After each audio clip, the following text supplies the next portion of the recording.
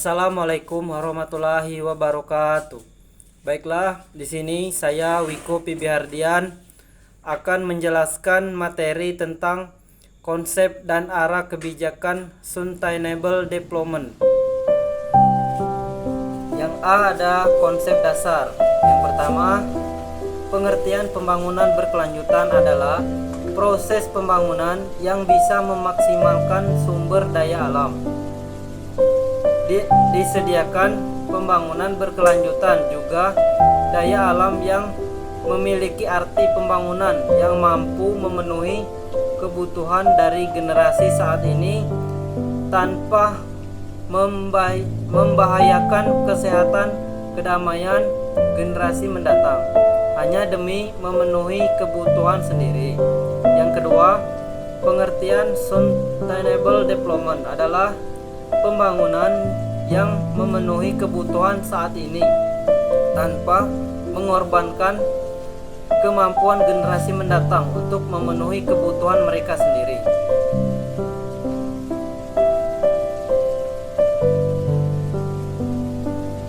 Yang B ada 17 poin kebijakan pembangunan berkelanjutan dunia PBB. Yang pertama, menghapus kemiskinan. Yang kedua, mengakhiri kelaparan. Yang ketiga, kesehatan yang baik dan kesejahteraan.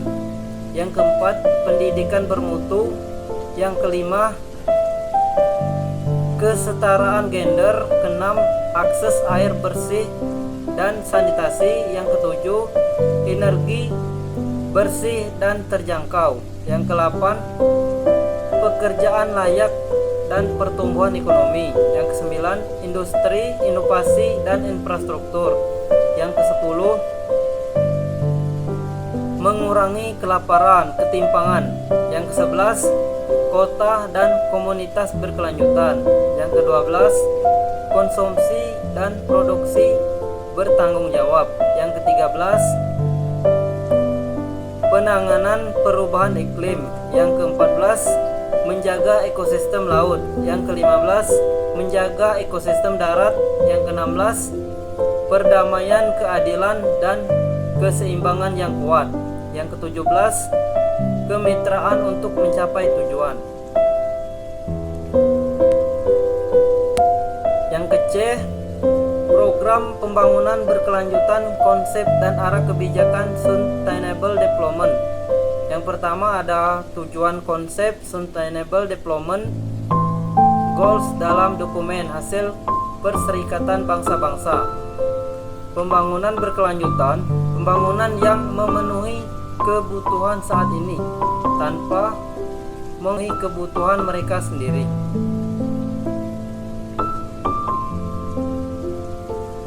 Yang selanjutnya, kedua, tujuan yang harus dicapai sekunder, keberlanjutan sosial dan budaya, keberlanjutan politik, dan yang ketiga ada kebijakan pembangunan berkelanjutan. Dengan kebijakan pembangunan berkelanjutan ini, dengan memasukkan biaya-biaya kegiatan industri yang bersifat external cost, khususnya untuk barang sumber daya alam dan lingkungan yang tidak dapat Yang kelima ada populasi dan sumber daya manusia. Di berbagai negara di dunia, populasi tumbuh pada tingkat yang tidak dapat ditopang oleh sumber daya yang tersedia lingkungan. Jumlah populasi yang meningkat menuntut peningkatan areal perumahan dan infrastruktur. Demikian pula pada layanan kesehatan, pendidikan dan ketahanan pangan atau pasokan energi. Yang selanjutnya ada pertumbuhan kota, planet atau perlindungan ekosistem untuk seluruh masyarakat. Yang kedua, people atau adanya jaminan hidup.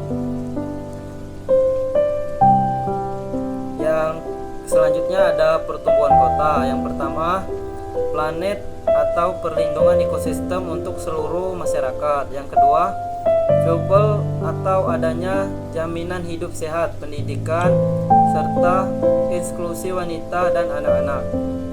2. Ayat 3, dignity atau memberantas kemiskinan, ketidakadilan. Yang keempat, properti atau membangun kemandirian dan transformasi energi.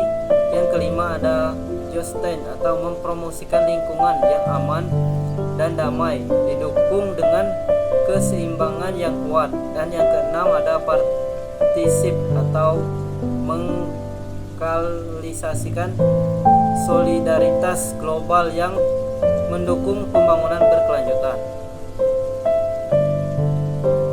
Yang ketujuh ada arah kebijakan pemerintah Indonesia dalam proses pembangunan yang dilaksanakan di lingkungan oleh pemerintah Indonesia. Masyarakat adalah sebagai kunci dari seluruh proses pembangunan. Partisipasi masyarakat dalam proses pembangunan merupakan kunci utama suksesnya pelaksanaan pembangunan karena menempatkan masyarakat sebagai penggerak atau sebagai subjek pembangunan, bukan hanya sekedar objek. Yang ke-8 ada arah kebijakan program bupati dan di desa-desa. Arah kebijakan bupati khususnya Kabupaten Kaur adalah tentang pengelolaan wisata-wisata di Kabupaten Kaur.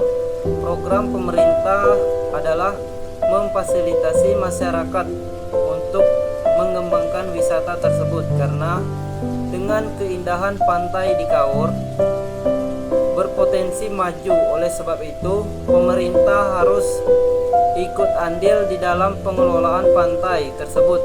Wisata tersebut sangat membantu sekali untuk penghasilan masyarakat khususnya di Kabupaten Kaur.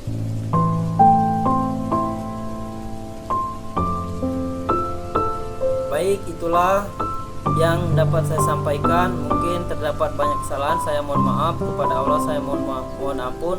Saya akhiri, wabillahi taufiq wal hidayah. Wassalamualaikum warahmatullahi wabarakatuh.